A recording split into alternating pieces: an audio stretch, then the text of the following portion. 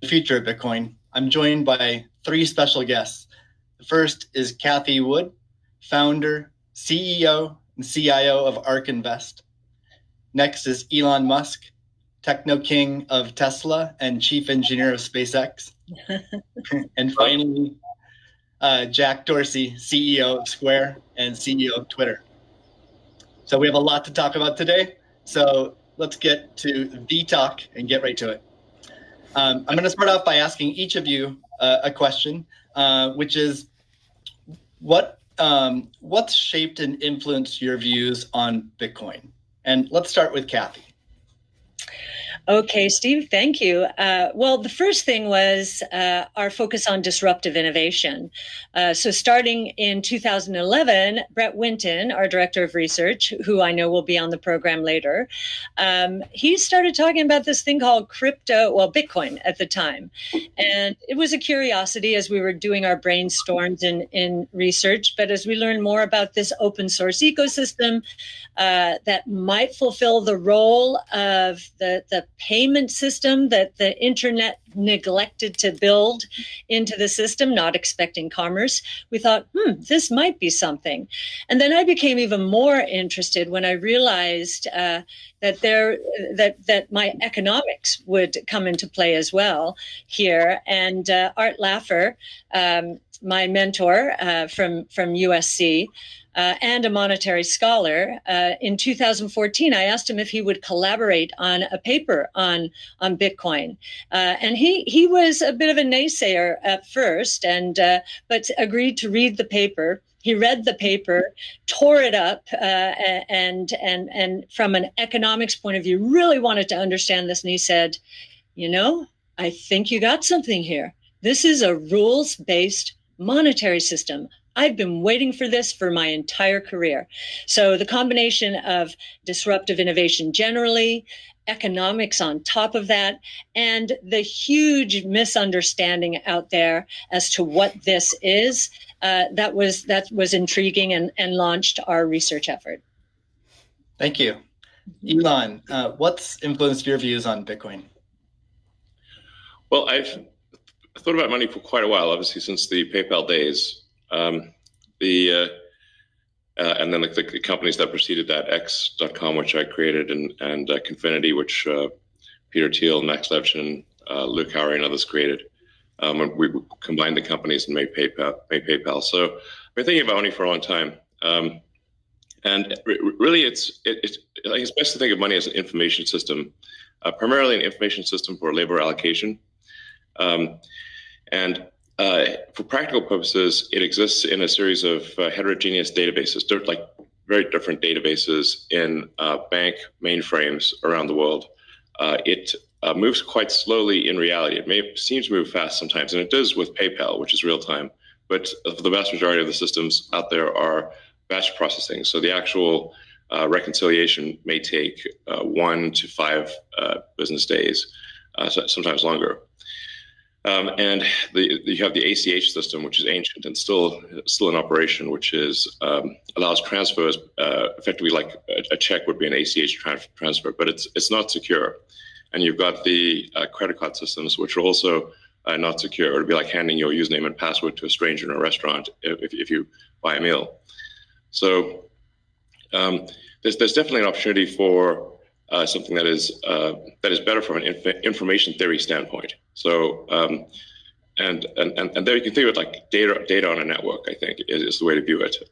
What has the most throughput? What has the least error? What drops the fewest packets? Fraud, for example, being a source of error. And government interference in currencies being a source of error. But it's fundamentally an information system. So I think it makes sense to support something that improves the quality of information with which we conduct the economy. And Bitcoin is a candidate for that. It does, I think, some things well, and it's obviously it's evolving, and there are additional things like Lightning being done on top of Bitcoin. But Bitcoin per se is mostly solving for scarcity, or rather solving for essentially having no throat to choke, decentralized. So there's no one who can be coerced in any way to empty their Bitcoin account. Well, I guess they could technically, but on an individual basis, but the system as a whole cannot. And it has an open ledger, which is also quite good.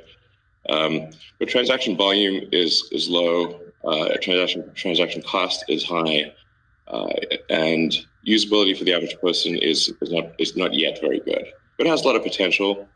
And I should say that, like, I'm not, and I apologize for taking a long time, but there certainly is a lot to say. In general, I'm a supporter of Bitcoin and the idea of cryptocurrency in general.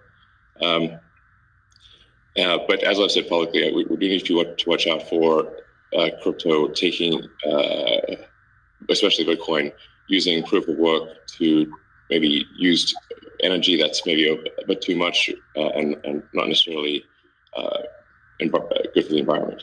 So, but on balance, I support Bitcoin, and I'm not an investor. The only publicly traded stock I own is Tesla, and the only significant thing I own outside of Tesla is my SpaceX stock that could help create both companies. So, but apart from that, I do own Bitcoin, and Tesla owns Bitcoin, SpaceX owns Bitcoin, and then I do personally own a bit of Ethereum and Dogecoin, of course. So. Okay, great. Thank you. And we'll get into some of those issues in more depth as well. Jack, how about you? What shaped your views of Bitcoin? The network and the community. It's deeply principled. It's weird as hell. It's always evolving, and it just reminded me of the internet when I was a kid. And I encountered alt cypherpunks when I was fairly young, and this was a topic of discussion for years. I didn't touch it until 2008 when we started Square.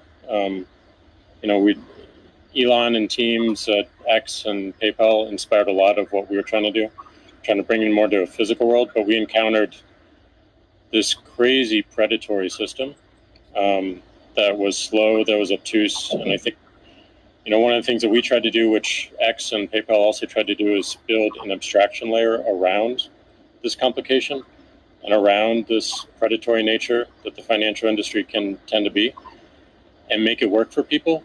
But when I saw Bitcoin in 2009, you see a chance to replace the whole foundation. And everything that Elon was talking about in terms of ACH and the credit card networks were built with very different agendas in a very different time frame. And it's crazy that they still exist, and they have scaled, but they just are not relevant to today, and they're certainly not relevant to the future, especially when you consider the entire world and countries like Nigeria or Ghana or India, and its interconnection with countries like the United States and Canada and all over Europe. So what really drove my thinking and drives my passion around it is, like, if the internet gets a chance to get a native currency, what will that be? And to me, it's Bitcoin because of those principles, because of that creation story, because of its resilience, because of the number of tests it's been. But what inspires me the most is just the community driving it. It just reminds me of the early internet. It's the only reason that I have a career, because I learned so much from people like who are building Bitcoin today, and I continue to learn in that sense, and I'm so grateful for it. So that's a good segue into the next question I'd like to ask you, Jack, is you said before that Bitcoin changes everything. Can you speak more to that? Well, I just think that, a lot of what we experience in life, when you really get down to the foundation, a lot of our monetary policies, a lot of our monetary systems cause so much distraction and so much cost. And when you get to a system where you have the potential for people to truly own it, they can verify it themselves. You don't have to have trust going in.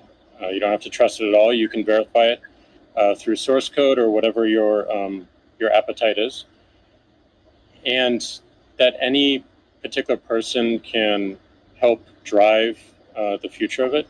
And at the same time, it's not controlled by any state. It's not controlled by any bank. It's not controlled by any corporation. And these three parties of people who participate in the network, people who mine, and also the developers, constantly debating the correct roadmap and the way forward, is a beautiful thing. And I don't know of many other consensus-based models that have existed at that scale for this long with this amount of success. And we're still fairly early. So when, I met a woman in Ethiopia 2 years ago, and she was trying to create the lift for Ethiopia. Elon, I think I reached out to you at that time as well because she really wanted some Teslas. She still has to take paper fiat cash from her passengers and pay all of her drivers in the same way because there's no monetary system that she can utilize. There's nothing digital. And Africa as a continent is hugely interconnected from a monetary standpoint, but also hugely taxed in that same way. So a lot of the potential that I see, the internet having a native currency helps her build her business in a much faster way. And also, if you consider something like Bitcoin existing before YouTube, before Twitter, before Facebook, a lot of the business models that we have today would not be the same.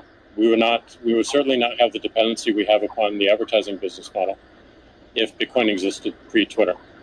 And I think the amount of business models that it enables, the amount of innovation it enables going forward, especially when you can consider the whole internet instead of going country by country by country by country, which you have to whenever you're doing with finance, it really just opens the aperture.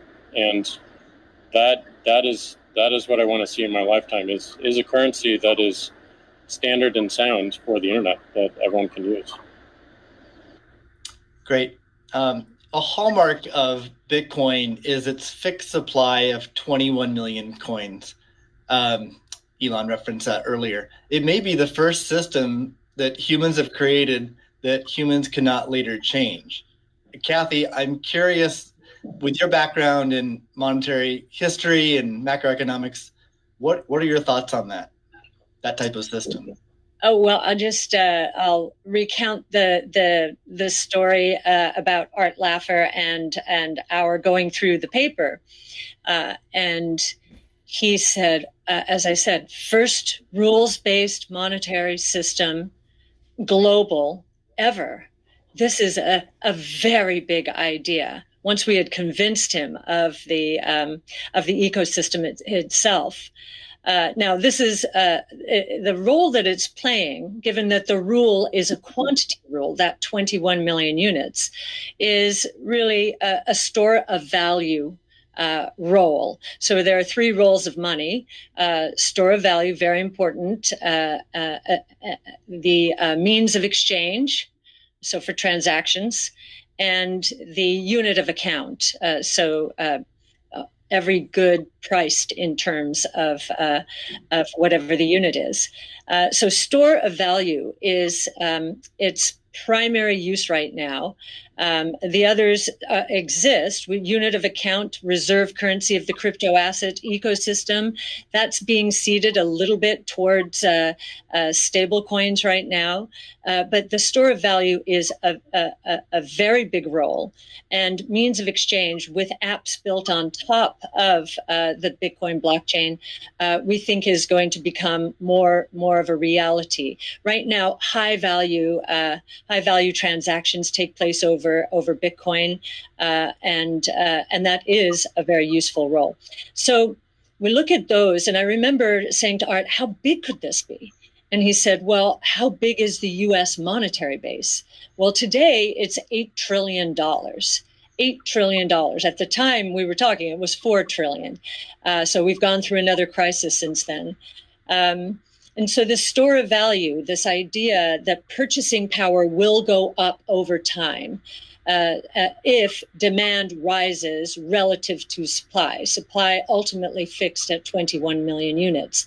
That's a very good thing. Purchasing power going up globally around the world.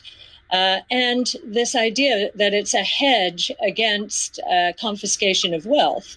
And that can take place in a myriad of ways.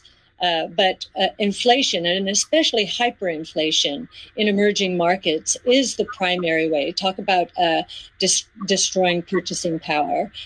So that's a very big idea. And I'll also mention deflation. In some ways, it's a hedge against deflation. I know some people are confused that we at ARK think that we're in a deflationary environment here in the United States. If that is true, the odds of a hyperinflation in the rest of the world, especially in emerging markets, is also true. So, but this deflation, and we learned from 0809, there's counterparty risk associated with deflation. And I think Bitcoin would be a hedge against that eventuality as well. So it's a very big idea. Right. I suspect among us, there's not a lot of debate about Bitcoin's potential as a store of value. But Jack, you referenced earlier it being or becoming the native currency of the internet. Can you speak more to that and also how it relates to maybe how institutions think about it? Yeah, I mean, like just simple example. If I happen to be in Ghana and my family's in Nigeria, currently I can take anywhere from and I need to send money back, anywhere from 10 to 30% off the top just to send that money back. Whereas if you just focus on the worldwide remittance problem, Bitcoin solves so many of those problems today instantly without having to go through any intermediaries or any slowness or complicated systems that a corporation or a state created. So I think having sound money that is separate from the state is the idea. Having it completely verifiable by everyone, including the state, including corporations, including individuals, including developers who want to build on top of it, is quite powerful, and that's what keeps it secure and strong. And I think that's we need more of that, which is why this one of the reasons why this conversation is so important is as entities come into the space, it's not just buying an asset and holding on to an asset and treating it as an investment.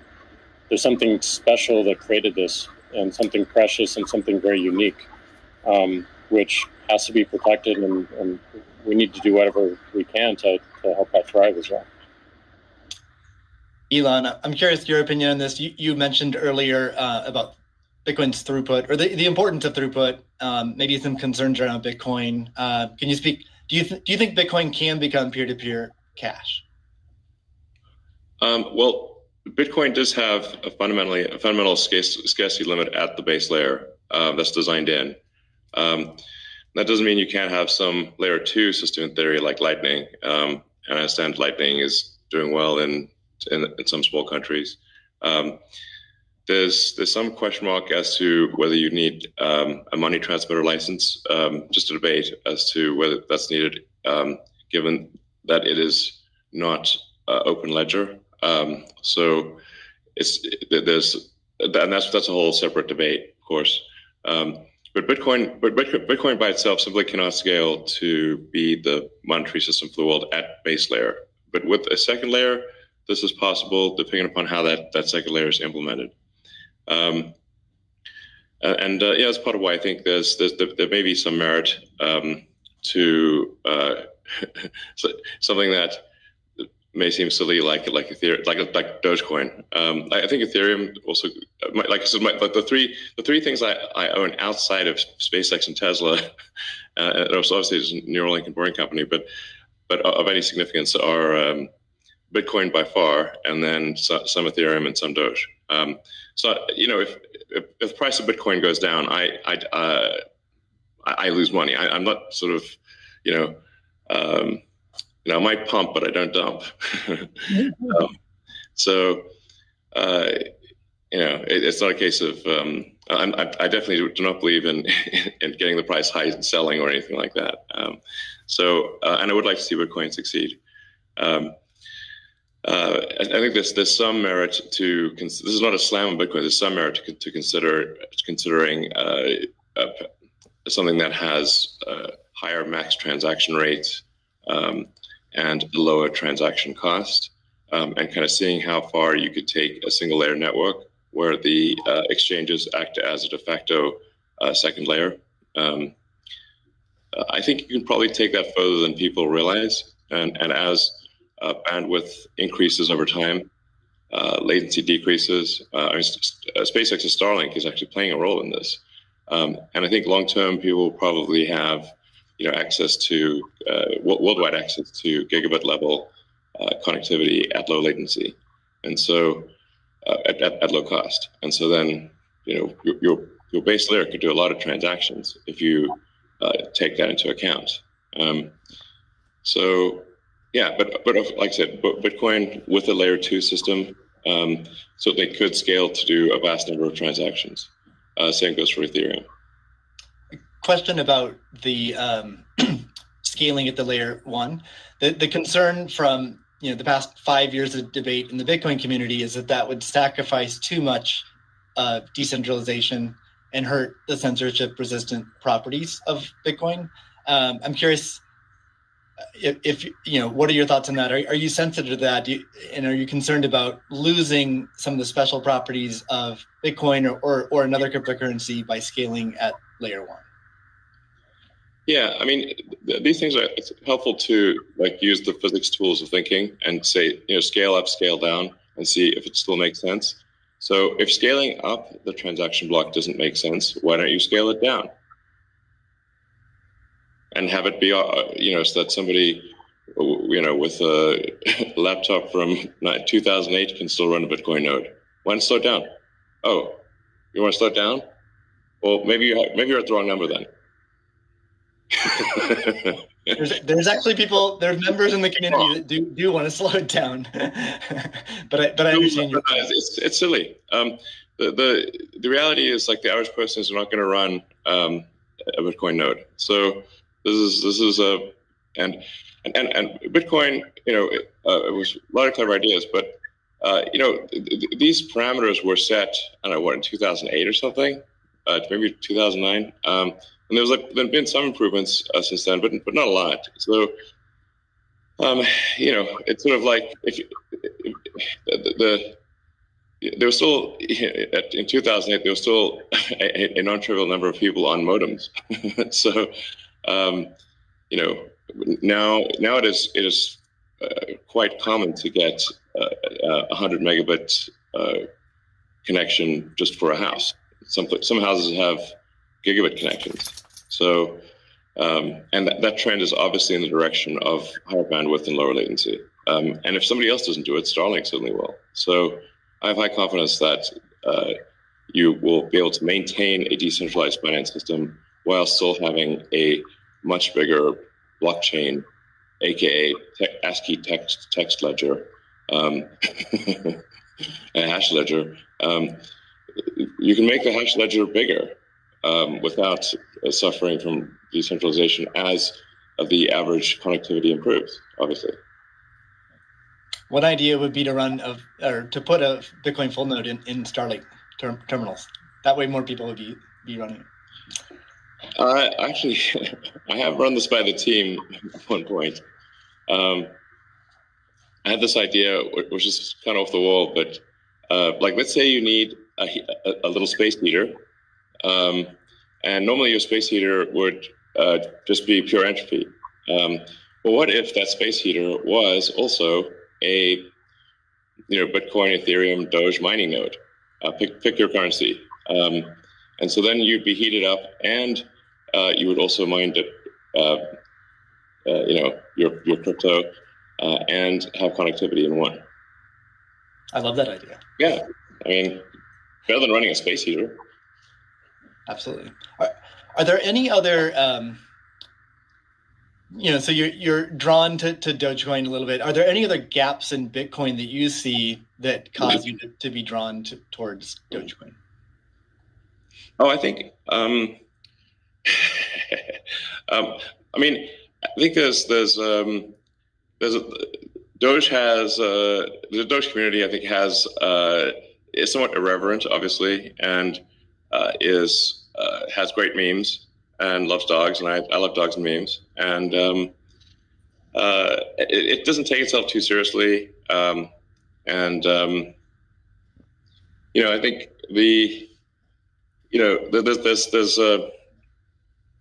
there's Occam's razor, which is the simplest answer is the most likely. It's a summary of Occam's razor. The simplest answer is the most likely one. Then there's a friend of mine came up with a variant on that the most ironic outcome is the most likely one. And then I have a variant on that, which is the most entertaining outcome is the most likely one. So if that is true, then the most ironic and entertaining outcome would be that the cryptocurrency that was started as a joke to make fun of cryptocurrencies ends up being the leading cryptocurrency. That would be the most ironic outcome. Jack, what are your thoughts on that? Is Bitcoin resilient enough to overcome that? I think it's resilient, but also I think like you find, I mean, that's what attracts me to Bitcoin in the first place is the irreverence. A lot of that just brings it forward, and at first go it makes it a little bit inaccessible, but as people get into it, it makes it more accessible and more spreadable. And I absolutely think the resilience is there. I think it's important to have fun as well. And anyway, folks can express themselves. I think that goes back to the main idea of like how do we create a native currency for the internet? Anything that goes towards that path, like that's whatever wackiness or fun we can have along the way. That's going to make it a lot more enjoyable, and it's going to make a lot more people want to use it.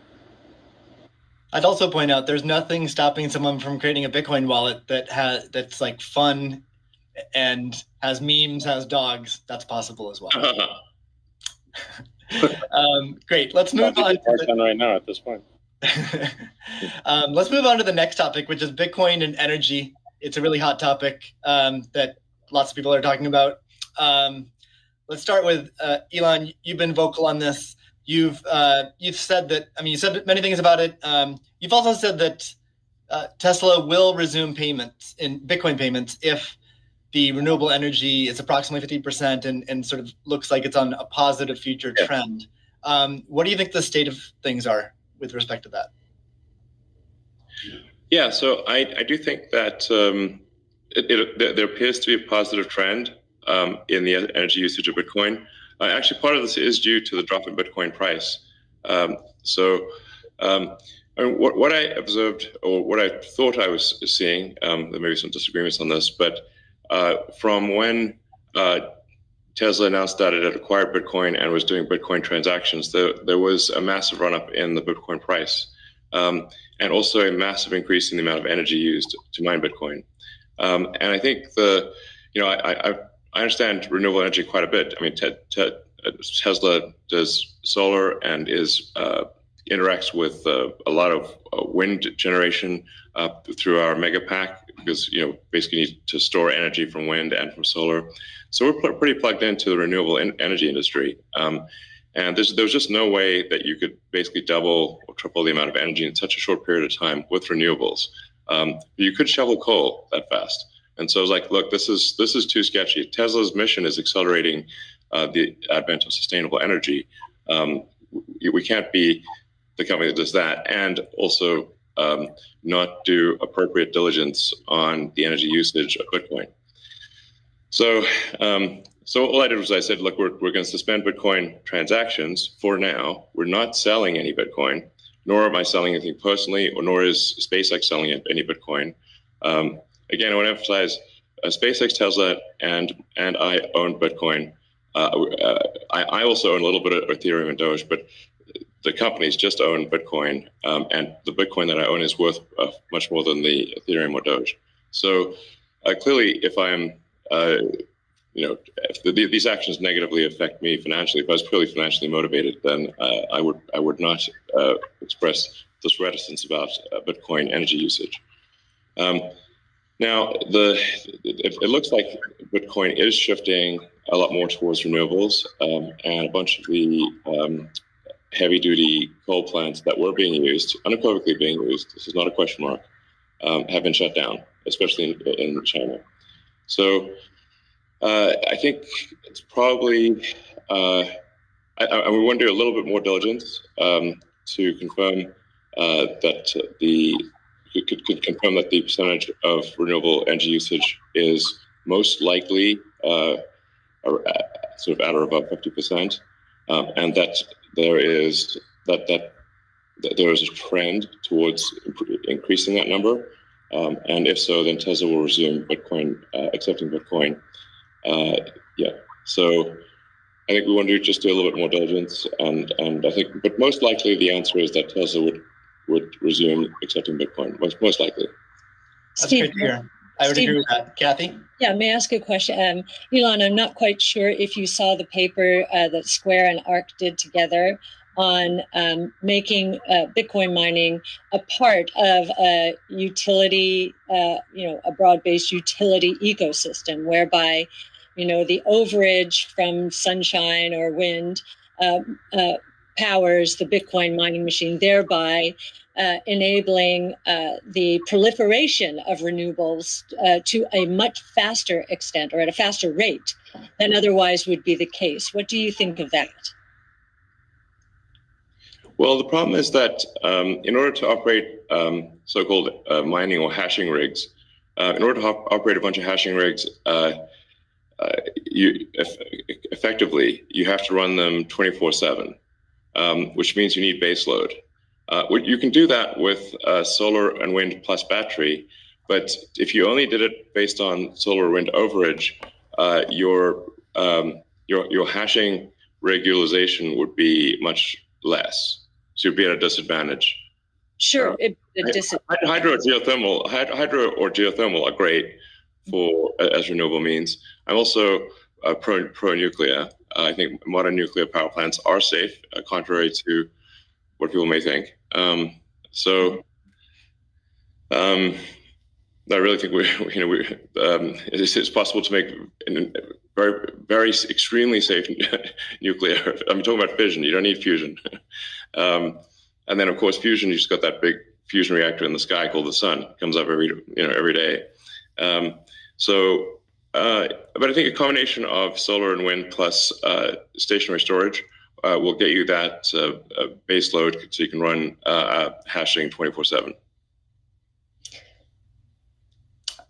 Jack, I'm curious. You've stated that Bitcoin incentivizes renewable energy. That's what we're talking about now. Do you have any additional thoughts on that? Yeah, I mean, everything that Elon said and Cathy mentioned, but it's also incentivizing a lot of innovation in just energy space, and just like looking at unused energy. There's a company called Great American Mining that caps the methane flares on oil fields to power their rigs. And you just imagine, and you mentioned nuclear, Elon, as well, and just imagine all the unused energy that is just being wasted every single day. And being able to get that energy and converting it into a secure, sound money system for the planet feels like a worthy trade-off. And that's the sort of incentive that I think is most powerful, is like, how do we reuse what is being currently just dumped on the ground and wasted and not considered, and how do we do that at scale? And I think that's a bigger conversation that I think is missing. But I agree with everything that Elon has said, and also the paper we put forth. I'm curious if any of you have thoughts on how what the industry can do to accelerate the transition to renewable energy. And like Elon specifically, could Tesla Energy or Starlink play a role? Well, I think Tesla can play a role. Tesla's literal reason for existence. The reason I've put so much of my life energy into Tesla, which is a lot. In fact, I would say that I've had some pretty tough life experiences, and Tesla is responsible for probably 2/3 of all personal and professional pain combined. Just to give you a sense of perspective there. So this is a hella hard situation. But we do solar, commercial solar, solar retrofit, as well as the solar roof. And we make consumer battery packs called Powerwall for houses and small businesses. And then the utility scale, which are gigantic. We've done now a number of gigawatt hour installations. That's a lot. That's a lot.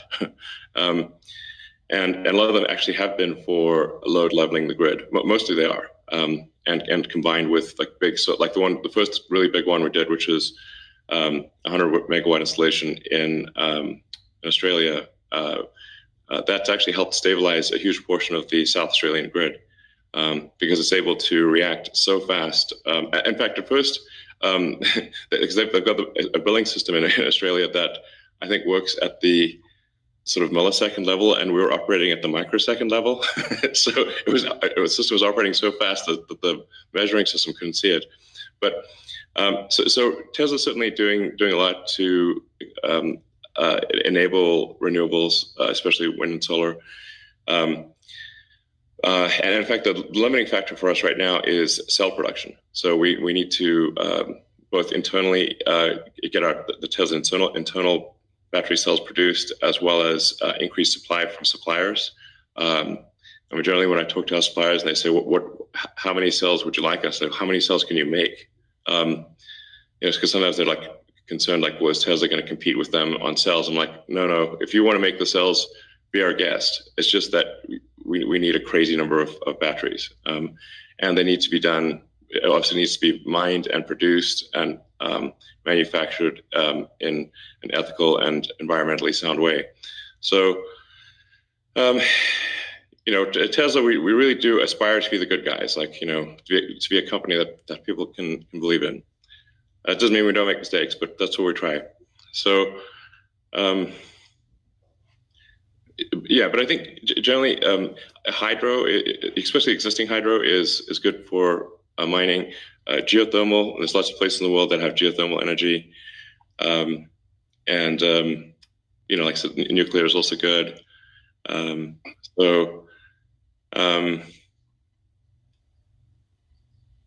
think just I'm like as I said earlier, the expectation is not that the energy production must be pure as the driven snow, but it must it can't be using. It also cannot be using the world's dirtiest coal, which it was for a moment there. That's just difficult for Tesla to support in that situation. So I think.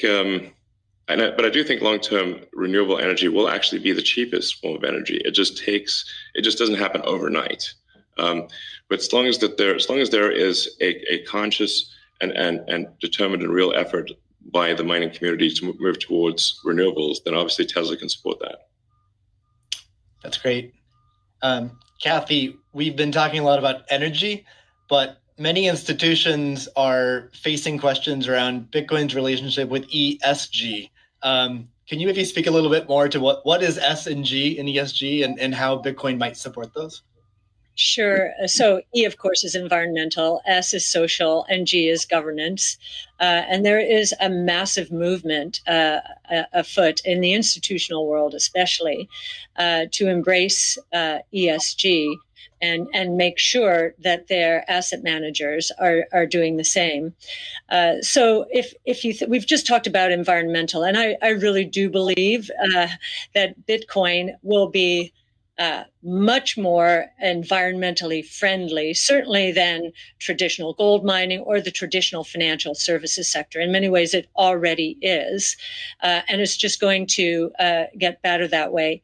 In terms of social, I know that many institutions, when they are thinking of social, they think of diversity and equity, pay equity, and all of that. But if from our point of view, the disruptive innovation point of view, social is much more than that. It is saving lives, of course, autonomous technology, that would be another topic for Elon. But in this case, allowing access to payment technology, as Jack is saying, everywhere around the world without friction. And just back to the remittance example, I think if I've got these stats correctly, there are certain countries in the world that are incredibly dependent on remittances for GDP. To Tonga, 37%, El Salvador, which just deemed Bitcoin legal currencies, 24%, Nepal, 24%. And I think the remittance industry globally, roughly 700 billion. So saving people these egregious fees, think about it, you're paying anywhere from 8% to, as Jack said, 30% of your $100 that you're sending back to your family. That is social responsibility, I would submit, as is just the economic empowerment that Bitcoin will enable. We've talked about that already. And I know that Alex Gladstein is going to be talking later about, the 4.3 billion people in the world who are hostage to authoritarian regimes, or the 1.3 billion who are living in double-digit and triple-digit inflation, if not more. Saving them from the destruction of their purchasing power certainly is a noble social goal. So we expand social to be much more than the traditional ESG community. And then on governance, you've got the transparency of the ecosystem. It's completely transparent, unlike the opaqueness of financial systems and the toll takers in the traditional financial world. And I think a huge part of governance in the Bitcoin ecosystem are the Bitcoin core developers. Now, before I met them, and I've had the pleasure and the honor of meeting many of them, that was a part of this ecosystem I didn't understand. But actually getting to sit down and talk to them, if I have a learning curve need, it certainly is on the technology side. But in terms of talking to them about economics, economic theory, failed monetary regimes historically, they know economic history, many of them, better than anyone I've ever met. So that gives me a great degree of confidence that, they do believe they are on a noble mission. They could be paid a lot more than they're being paid right now if they worked at Google or Facebook or some of these other areas. But they've chosen, this sense of purpose for a noble goal. And they have incredibly strong technology backgrounds. As well as a good understanding of economic history, especially monetary history. And it gives me a great deal of comfort as I think about the governance of the ecosystem, much more so than I think we would find in other financial ecosystems. And just to give you an example of that, I think 2 years, we were talking about there's a big debate about reorganizations, I know, in the Ethereum network right now. Well, we saw the core Bitcoin developers and others at work back in 2019 when Binance tried to reorganize in order to reclaim 7,000 Bitcoin that were hacked. And they just wouldn't allow it. So we've already had some very good tests of the Bitcoin ecosystem, including developers. So that would be my answer. Thank you. And it's a great transition to the next topic area, which is Bitcoin ethos. And what is Bitcoin ethos? I mean, Bitcoin was born as open source and it's very transparent. There's also a staunch defense from the community around decentralization and a lot of the core principles of Bitcoin. So let's talk a little bit about that and what makes it special. Jack, Square has done a lot to support open source Bitcoin. Can you tell us a little bit about what Square has done and what advice you'd have for other institutions looking to follow in its footsteps? Yeah, I mean, I was very skeptical of corporations when I was a kid, and I'm still skeptical of corporations today. And, as we've used corporations to be they've been great vessels for what we need to do and the ideas that we need to bring to the world. But Bitcoin is not that. And when we were considering Bitcoin and how Square intersected, I was really concerned with how we don't disrupt the community in a negative way, how we promote what is amazing about it, and how we help it grow in that way, in the way that it wants to. So we created your team, Steve, which is Square Crypto, which is hiring open source developers to work on whatever they want and whatever they think is most important to help Bitcoin. We created an organization called Copo, which we gave up all of our crypto patents so that the community can use them in defense against trolls and some crazy characters we won't name. And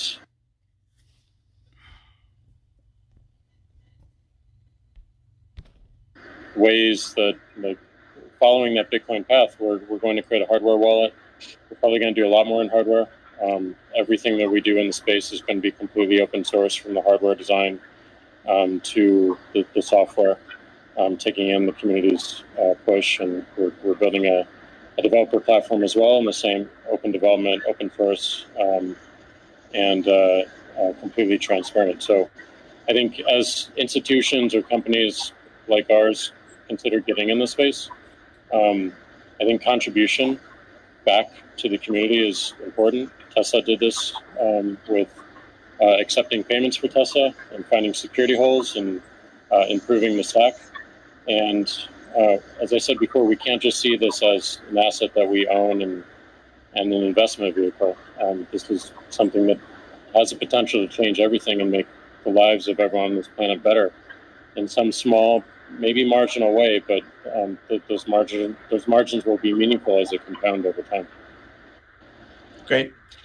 Elon, you've tweeted before that any wallet that doesn't give the user their private key should be avoided at all costs. Can you tell us more about why is that important, and how does what's its relationship with decentralization?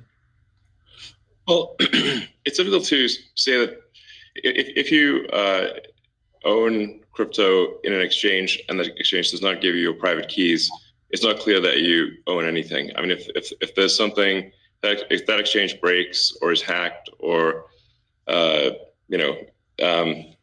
or is subject to seizure by the government or something like that, your crypto is gone. So in order to actually have a properly decentralized finance, which I'm a fan of, I think it makes sense.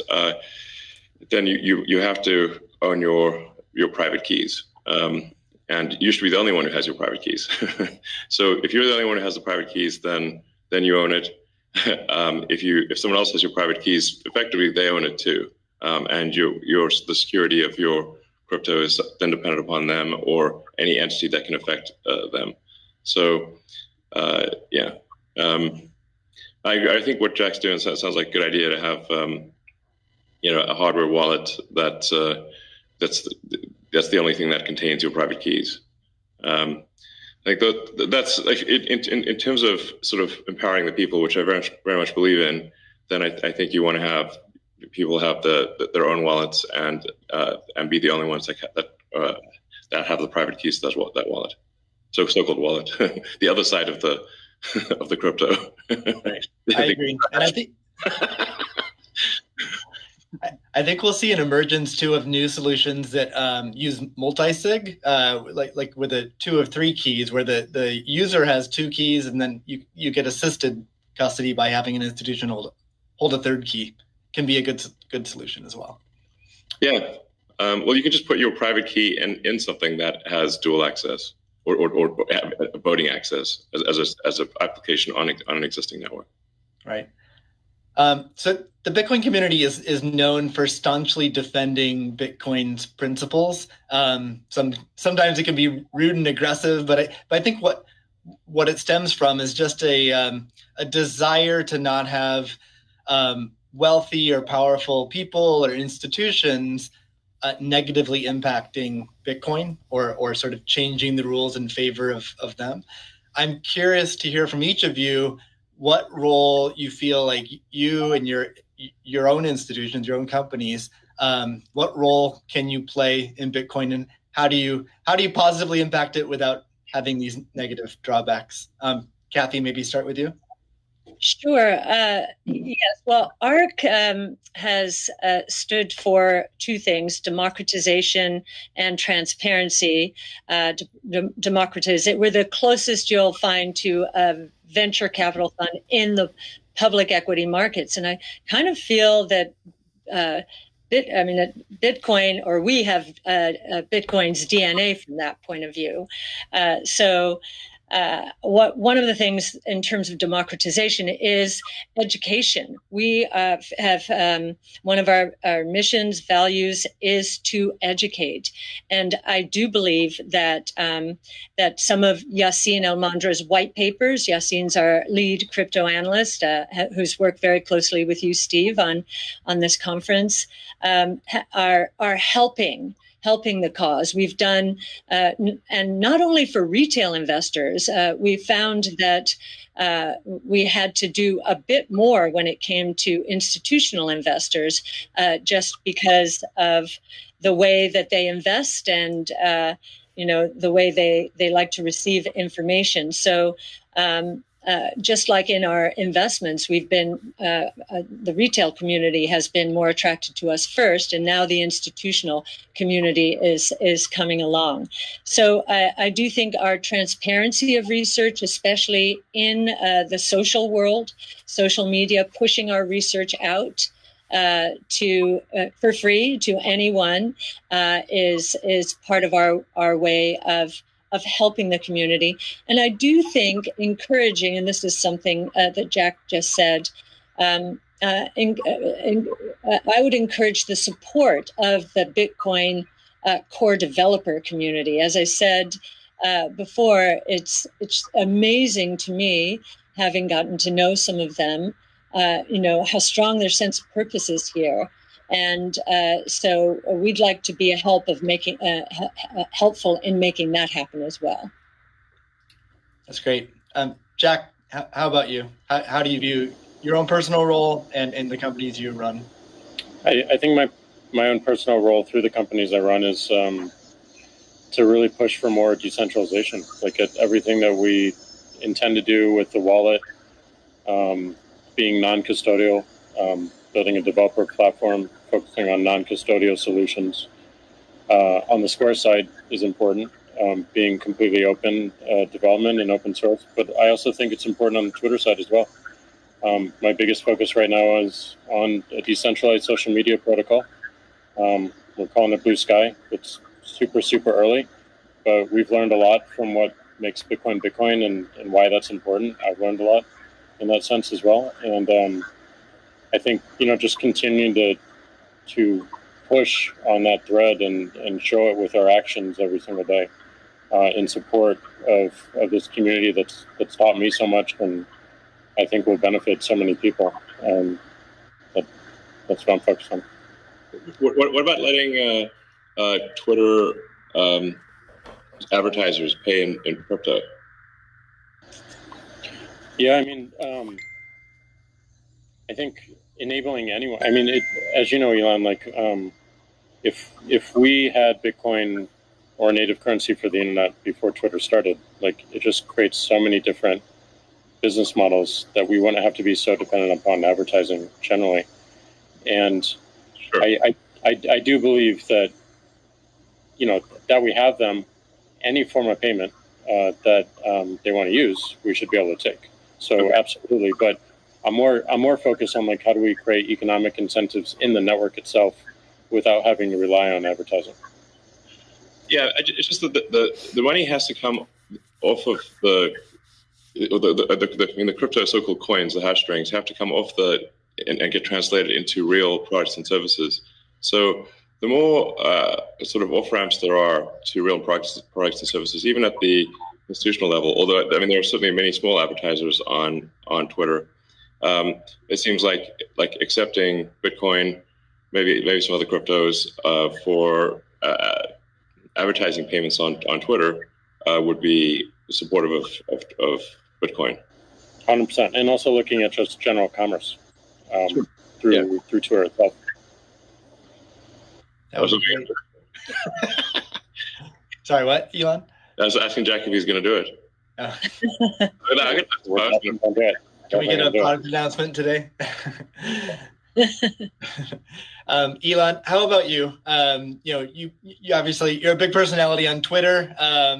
What are your thoughts on your role and your company's role in Bitcoin and sort of preserving the ethos? I generally think we should do things that benefit the people as a whole and increase the probability that the future is good. So, I think to me it just seems self-evident that we should kind of take these set of actions most likely to make the future good. And I think probably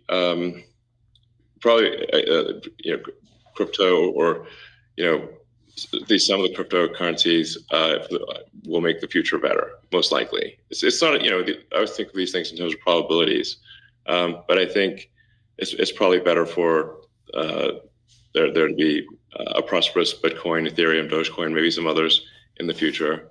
And I think it can have an empowering effect for individuals and increase the power of the individual relative to government. And really, if you think of government is just a corporation in the limit. So sometimes some people are like against corporations, but for government. It's like, guys, government is just a corporation in the limit. It's the biggest corporation of all, and it's got a monopoly on violence. So if you don't like corporations, you should really hate government. There you go. All right.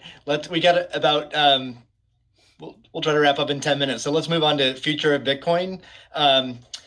So Tesla and Square have both put Bitcoin on the balance sheet. Cathy, I'm curious to hear from you. What advice would you have for other institutions looking to put Bitcoin on their balance sheet? Well, I guess the first piece of advice is, just make sure, and I actually learned this after both Square and Tesla put Bitcoin on their balance sheet. The Bitcoin is being treated as an intangible asset. And so we need to get FASB to reconsider this, because with an intangible asset, if the asset goes up in price, it can't be marked up on their books. But if it goes down, it must be marked down. So, there's some asymmetry there, which is, we need to change that given what we believe Bitcoin is. And I do believe if I'll harken back to something, well, it was either Elon or Jack said, think about it. You take away the boundaries, the different currencies. Just think about how explosive growth could be and how wide reach. I would encourage corporations to think about that this ability to do business anywhere in the world. Ultimately, obviously, we're paving the way here. That's certainly a consideration. It also will serve as a hedge against inflation, especially, and as I mentioned earlier, there are a lot of emerging markets that are suffering from significant inflation. In other words, the purchasing power of those populations is going down. So they are going to migrate to Bitcoin and other ways to preserve purchasing power. And again, being able to sell to them in that kind of currency would be very useful. I'd also suggest, once again, this idea of deflation, I think, is going to be a real thing.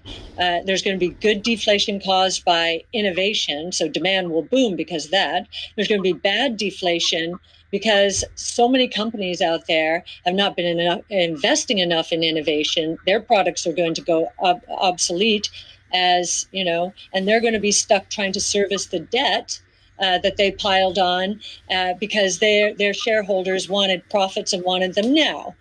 So they leveraged up to buy back their shares and pay dividends, and so I think that's going to be the source of bad deflation and counterparty risk. And we learned from 08-09 that counterparty risk can be devastating. almost cataclysmic. So a hedge against that as well, I think, would be another reason to do it. Great. Yeah, it's funny. It kind of like Tesla's bank balances in Europe have negative interest rate. It drives me crazy. Yeah. I mean, technically, if you've got like 2% inflation and 1% interest, you're technically minus 1% return. But nonetheless, it is quite annoying to just see your bank balance drop in real time in Europe. Europe has negative interest rates. This is insane. Yeah. Paying the banks to hold the bank to keep your money. I'm like, what? It is crazy. Like, what? We definitely move that into Bitcoin. I believe Ray Dalio said, "Buy Bitcoin and not bonds." So there you go. Mm-hmm. Yeah. Jack, you've talked about design being an underfunded area in Bitcoin, and Elon earlier mentioned, usability could improve a lot. I don't think anyone's going to argue with that. What do you see as the future of how can design impact Bitcoin? Yeah, I mean, I think that the Bitcoin network is beautifully designed as a protocol in the way it works. I mean, it went after a single problem, and it does in an absolutely astounding way. But I think the endpoints of people getting into it is still a little bit confusing. So I think the more energy we spend on wallets and making sure that the wallets are simple and accessible and they're non-custodial as well. Yeah. I think the best example of this that I know of is probably this wallet called Moon, and it's just simple, straightforward. It's it does an amazing thing with key management that my mom and friends new to Bitcoin can understand. Does amazing in storage, and it also has a very clever implementation of Lightning, so that you can use it in a transactional way without having to think about it. Just with QR codes in a way that makes sense. So more work like that, I think, really brings us forward. Great. Let's wrap things up with a final question for each of you. I guess what is your hope for Bitcoin? How it can impact the world? Let's see, Elon, do you want to start with that? So what's your hope? What's your hope for Bitcoin? Well, my hope for I guess crypto in general is that it can improve the efficiency of the information system that we call money. So if the core efficiency of money is improved and and money has less error, where, like I said, error is like any kind of government interference or fraud or anything like that, this will naturally lead to basically a better standard of living and more power to the individual, which I very much agree with. Great. Cathy? Yeah, and I would segue from what Elon just said is, money has powerful network effect qualities. And so, we talked about ESG earlier. I think that, of course, that aspiration, having this money be the best from an ESG point of view, that's really talking about solving some of the world's problems right now, which we definitely want to do. But I also am very excited about this idea of network effect and the convergence of blockchain technology and artificial intelligence from a technology point of view. I think, think about the internet in the earliest days. We couldn't imagine what was going to happen, but the impetus to growth was pretty incredible. So I am looking at this rules-based monetary policy, making for better lives around the world, as we've just said. But I'm also looking at the technology itself and the convergence between blockchain technology and artificial intelligence, to change the world in ways that we cannot imagine right now, solving even more problems, but creating more opportunities as well, which is the history of technology and disruptive innovation. Jack, what's your hope for Bitcoin? My hope is that it creates world peace or helps create world peace. I mean, Elon said it earlier, we have all these monopolies of violence and the individual doesn't have power. And the amount of cost and distraction that comes from our monetary system today is real, and it takes away attention from the bigger problems. Some of the bigger problems that Elon is trying to solve, like get us to a multiplanetary humanity. All these distractions that we have to deal with on a daily basis take away from those bigger goals that affect every single person on this planet, increasingly so. So it may sound a little bit ridiculous, but like you fix that foundational level and everything above it improves in such a dramatic way. So it's going to be long term, but my hope is definitely peace. That's fantastic. Well, I'd like to thank all three of you for giving us your time today. It's been a fantastic conversation. Thank you to the audience for tuning in. The B word is not just this discussion, but we have a lineup of incredible speakers and content. So I encourage everyone to check it out. Thank you very much. All right, thanks. Thank you all. Thank you.